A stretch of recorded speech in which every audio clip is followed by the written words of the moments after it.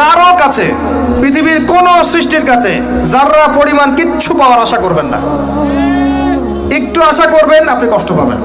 কারো কাছে কোনো আশা করতে যাবেন না, শুধু আল্লাহর কাছে আশা করেন। সমস্ত কাজের প্রতিদান আল্লাহর কাছে চান, পরকালে আপনি সুখে থাকবেন ইনশাআল্লাহ। শেষ হাসি আপনি হাসবেন ইনশাআল্লাহ। এছাড়া আমি কোনো সলিউশন দেখি না ভাই। আমি কলিজা থেকে কথাগুলো বললাম আপনাকে, আর যে কথা কলিজা থেকে বের হয় সেই কথা আপনার কলিজার মধ্যে আঘাত করবে ইনশাআল্লাহ। সব কাজ শুধু আল্লাহর জন্য করেন, কেউ আপনার আপন না। আল্লাহ ছাড়া কেউ আপনার আপন নয়। আপনি ভুল করবেন যদি আপনি অন্য কাউকে আপন মনে করেন। আপনার পলিটিক্যাল লিডার, আপনার প্রশাসনের স্যার, আপনার পরিবারের স্ত্রী, আপনার সন্তান, হাবি হাবি যা যা আছে, যদি মনে করেন আমার আপনজন, আপনি ভুল করবেন।